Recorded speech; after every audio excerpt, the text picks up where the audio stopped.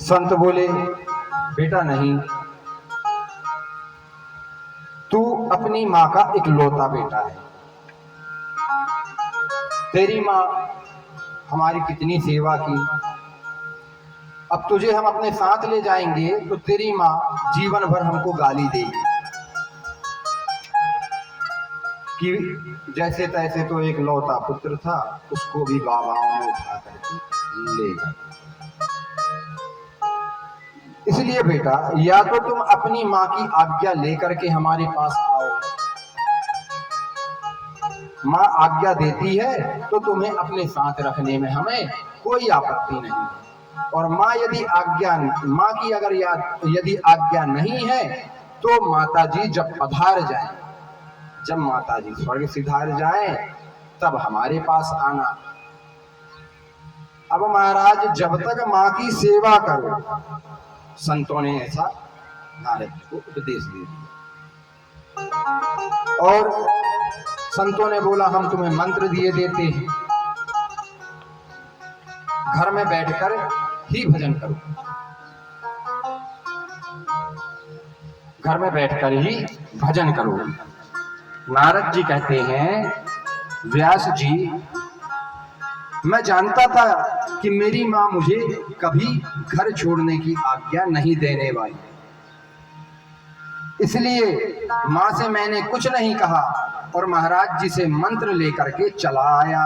घर में ही बैठकर माला जपने लगा, 24 घंटे भगवान नाम के प्रेम में डूबा प्रभु की माला जपता रहता था। मेरा अन्य बालकों की तरह कोई भी खेल में खेलने का मन नहीं लगता था। संसार की बातें कभी मुझे अच्छी नहीं लगती थी, सदा हरि भजन में मस्त रहता था। मेरी माँ ने जब मेरी ये स्थिति देखी तो माँ को भय होने, डर लगने लगा कि कहीं मेरा बेटा साधु संत ना बन जाए, बाबा ना बन जाए। उनकी धड़कन तेज हो गई। अब महाराज, वर्तमान परिस्थिति में देखा जाए तो माताओं को इस चीज का बहुत ज्यादा डर रहता है कि हमारा बच्चा कहीं बाबा ना बन जाए, साधु संत बैरागी ना बन जाए, है ना, और कुछ बन जाए ना बन जाए, परंतु महाराज इस चीज का डर नहीं रहता कि कहीं चोर ना बन जाए, डकैत ना बन जाए, इस चीज का डर नहीं है। कहीं बाबा ना बन जाए, साधु ना बन जाए, कहीं लेके भगवान का भजन ना करने लगे, ये परेशानी है आजकल।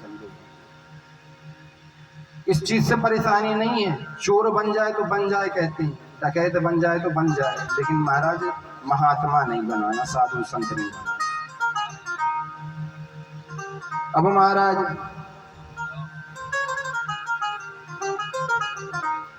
बाबा ना बन जाए इस चीज का माताओं को अधिक डर रहता है। थोड़ा भी तिलक चंदन और कंठी धारण की, माला लेकर भजन किया कि माता जी घबराई। नारद जी कहते हैं, व्यास जी, मेरी माँ को मेरी चिंता होने लगी। घर में जो भी आता मेरी माँ एक ही बात करती, मेरे बेटे की जल्दी से जल्दी शादी करवा, मेरे बेटे की जल्दी से जल्दी शादी करवा। बस मेरी बुढ़ापे में एक ही इच्छा है, रुनक झुनक करती हुई महाराज घर में बहू आ जाए, मेरा बच्चा घर गृहस्थी संभाल ले तो मैं भी निश्चिंत हो जाऊंगी। अब महाराज नारद जी कहते हैं, मैंने जब माँ की ये बात सुनी तो मेरी धड़कन महाराज, मेरी श्वास जो और ज्यादा तेज हो गई। हे प्रभु, नारद जी कहते, हे प्रभु, ये क्या झंझट है, अभी तो मैं माँ के जाने की प्रतीक्षा कर रहा हूँ और माता जी हैं कि और मेरी धड़कन बढ़ा रही है शादी की बात करके। अभी नारद जी ये सोच रहे हैं कि कब माता जी स्वर्ग सिधारे तो हम जाकर के भजन करें, है ना। और महाराज जी यहाँ पर मैया जो है शादी रचाने को लगी हुई है हमारी। अब महाराज अगर शादी माँ ने करवा दी तो अभी तो माँ की प्रतीक्षा कर रहे हैं ऊपर जाने की, उसके बाद देवी जी की और करना पड़ेगा, पत्नी की और करना पड़ेगा जीवन भर की। अब ये जाए तब हम जाए भजन करने। तो महाराज फिर तो पूरा जीवन नारद जी का यो प्रतीक्षा में ही, प्रतीक्षा करते करते ही गुजर जाता। तो नारद जी कहते हैं क्या करूं, हे प्रभु अब आप ही कुछ करो। तो महाराज ठाकुर जी ने ऐसी कृपा करी कि एक दिन सायंकाल का वक्त था, गौ दोहन काल था, गैया दुहने के लिए मेरी मैया जा रही थी और नारद जी की मैया जब गैया दुहने के लिए जा रही थी उन्हें दिखाई नहीं पड़ा और एक सर्प पर उन्होंने पैर रख दिया और महाराज जैसे ही पैर रखा सर्प ने तुरंत मेरी मां को काट लिया, कस दिया, मेरी मैया मर गई। अब महाराज एक ने मुझे खबर करी कि भैया रे तेरी मैया तो मर गई, उसे नाग ने काट लिया। मैं सुनते ही नारद जी बोले कि मैं सुनते ही गदगद हो गया। मन में तो मैं बहुत खुश हुआ पर ऊपर से थोड़ा मुंह लटका करके, भाई अगर मन से खुशी है और बाहर खुशी दिखाना चालू कर दें कि मैया मर गई है तो महाराज इस जगत के लोग क्या सोचेंगे, कहेंगे कि बताओ कैसा आदमी है, क्या मैया मर गई है और नाच रहा है? तो महाराज अंदर से तो नारद जी बहुत खुश है पर बाहर से मुंह लटका करके बैठी हुई और आंसू बहा रहे हैं कि मैया चली गई। यदि ऊपर से खुश होते तो मुझे संसार के लोग खूब गाली देते कि मैया मरने की खुशी मना रहा है। अनुग्रह मन्यमानः प्रतिष्ठं उत्तराम, भगवान का परम अनुग्रह मानकर मां का संस्कार किया, सीधा उत्तर दिशा की ओर चल पड़ा जिस रास्ते महात्मा लोग गए थे। अब महात्मा तो कब के गए, मैं कहां ढूंढता उन्हें, ढूंढ ढूंढ के परेशान, महात्मा कहीं नहीं मिले। एक दिन जब चलते चलते खूब थक गया तो एक सरोवर दिखा, सरोवर में मैंने स्नान किया, पानी पी करके प्यास बुझाई। स्नात्वा पीत्वा हृदय नद्या उत्पृष्टो गतश्रमः, पानी पीकर प्यास बुझाकर जब मेरा परिश्रम दूर हो गया तो एक वृक्ष की सघन शीतल छांव में मैं बैठ गया कि थोड़ा आराम कर लूं। बैठ गया तो आसन जमाकर आंख बंद करके वही मंत्र जपने लगा कि थोड़ी देर ध्यान करूं, भजन करूं, फिर आगे चलूं। परंतु वह ऐसा पावन दिव्य स्थान था कि मैं जैसे ही माला लेकर के भजन कर रहा था कि महाराज हृदयासीन में सनेर हरी, धीरे से भगवान की सावली सलोनी सूरत मेरे हृदय में प्रकट हो गई और मैंने ध्यान में जो भगवान की बाकी झांकी की आभा प्रभा शोभा का दर्शन किया, मेरे हृदय में आनंद का पारावार नहीं रहा। ओहो महाराज मेरी साधना सफल हो गई, मैं सिद्ध हो गया, मुझे साक्षात नारायण का साक्षात्कार हो गया।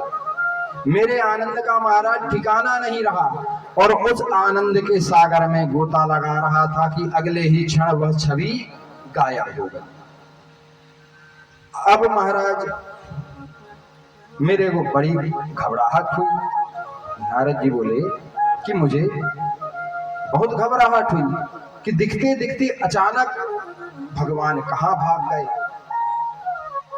फिर दोबारा आसन लगाया, फिर वही भजन किया, फिर ध्यान लगाया, लाख कोशिश की पर कुछ नहीं हुआ। अब तो मेरी विरह वेदना इतनी प्रबल हो गई कि मैं चित्कार करके रोने लगा, छाती पीटने लगा। हे प्रभु क्या हो गया, मुझसे कौन सा दोष बन गया, कौन सा अपराध हो गया। इतनी सुंदर छवि का दर्शन कराते कराते आप भाग गए। जब मैं बहुत बुरी तरह रोया तो अचानक मेरे कान में प्रभु की वाणी सुनाई पड़ी, अविपक्वसायाणाम दुर्दर्शो हम कुयोगिना आकाशवाणी ने कहा, अरे वत्स, अभी तुम परिपक्व योगी नहीं हो। जिस प्रकार फल कच्चा रहता है तो उसमें स्वाद नहीं रहता, जब पक जाता है तब उसमें स्वाद आता है ना। तो महाराज वैसे ही नारद जी अभी कच्चे फल के समान है। प्रभु ने कहा, अभी तुम परिपक्व नहीं हुए हो, कच्चे हो। जब परिपक्व सच्चे योगी बन जाओगे तभी तुम्हें मेरा दिव्य दर्शन प्राप्त होगा। अभी तुम अनाधिकारी हो। इसी प्रकार साधना करो, फिर तुम्हें हम मिलेंगे। तो महाराज नारद जी बोले, महाराज जब मैं परिपक्व नहीं था तो आप मुझे अभी दर्शन देने क्यों आए? मैं परिपक्व हो जाता, सिद्ध कोटि में पहुंच जाता, तभी दर्शन देने चले आते। पर आपने जो दर्शन की छटा दिखाई और फिर जो भाग गए, अब तो मैं उसके बिन रह नहीं पाऊंगा। भगवान की जो दिव्य छवि एक बार देखी, उसको देखे बिना तो मैं रह नहीं पाऊंगा। मैं तो उसके लिए छटपटा रहा हूं। जैसे पानी से पृथक मछली को जब पानी से अलग कर दो तो वो क्या होने लगती है? तड़पने लगती है। तो महाराज जिस प्रकार पानी से अलग मछली की स्थिति हो जाए, आपने तो प्रभु ठीक वैसी ही स्थिति मेरी कर दी। मैं आपके बिना नहीं रह पाऊंगा। भगवान बोले, वह बेटा, वह तो मैंने अपनी एक रूप सुधा की तुमको चटनी चटाई थी। अरे तू बालक है, विरक्त तो हो गया, पर जब बहुत दिन हो जाएंगे, कदाचित तुझे मेरा दर्शन बहुत काल तक नहीं हुआ, तो तेरी बुद्धि में भ्रम उत्पन्न हो सकता है कि कहीं महात्मा लोग बचपन में मुझे ऐसे ही पागल तो नहीं बना गए। भगवान होता भी है या नहीं होता, तुम इस भ्रम में ना पड़े रहो, तुम इस भ्रम में ना पड़ जाओ। इस कारण भगवान ने उनको अपने सुधा रूप की चटनी चटाई। और महाराज अब जो है चटनी चखा दी और स्वाद का चस्का तुझे लगा दिया, इसलिए अब तू भटकेगा ना। स्वाद का जब चस्का लग गया, भगवान का दर्शन किया, दर्शन कर लिया एक बार, तो अब वो भटकेगा नहीं। अब जान गया कि भगवान होता है, और एक ना एक दिन जब हमारा भजन सिद्ध हो जाएगा तो हमको ये दर्शन देने जरूर आएगा। तो महाराज इसलिए अब तू भटकेगा नहीं, और इसी स्वाद में डूबकर मेरा भजन कर। इस जन्म में नहीं, अगले जन्म में तुझे मेरी प्राप्ति होगी। नारद जी कहते हैं, व्यास जी महाराज, भगवान के उसी वचन पर विश्वास करके मैं जम गया। उसी वृक्ष की छांव में आंख बंद करके जो छटा मुझे दिखी थी, उसी छटा के आनंद में डूबा हुआ उसी का चिंतन करता रहा। और कुछ ही दिनों बाद महाराज महाप्रलय हो गया। समुद्र ने अपनी सीमाओं को लांघ दिया और देखते देखते सारा संसार जलमग्न हो गया। सारा संसार परमात्मा के उदर में विलीन हो गया। और जब उस परमात्मा ने पुनः इस संसार का सृजन किया, तो उस दासी पुत्र नारद को अब की बार सृष्टि में ब्रह्मा का पुत्र बनाकर पैदा किया। तो महाराज कहां दासी पुत्र, कहां पूर्व जन्म में मैं दासी पुत्र नारद, और कहां महाराज पूर्व जन्म में कहां दासी पुत्र नारद, और अब कहां इस जन्म में मैं ब्रह्मा का पुत्र हो गया। देखिए ये भजन का प्रभाव था, तपस्या का प्रभाव है ना। ये भजन और तपस्या का प्रभाव था। तो महाराज ये उन संतों के सानिध्य और भगवत सत्संग का ही चमत्कार है। चतुर्मास के संतों के संग ने आज मुझे भगवत रसिक बना दिया, कृष्ण दीवाना कर दिया। ब्रह्मा जी का बेटा बनकर भी मैंने उसी तत्व को पाने का प्रयास किया। जब देखो तब उसी का चिंतन और ध्यान करता रहा।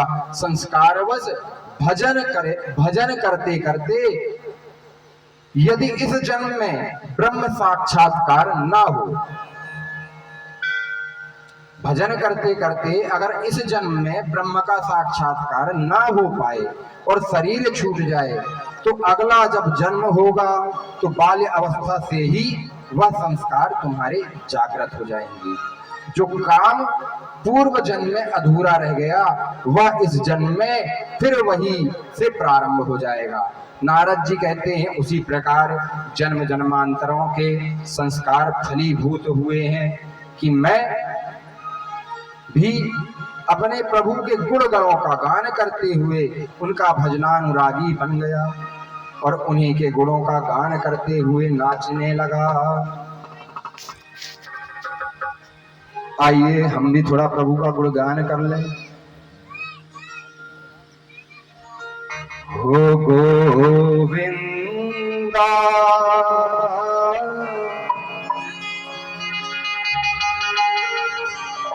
गोपाला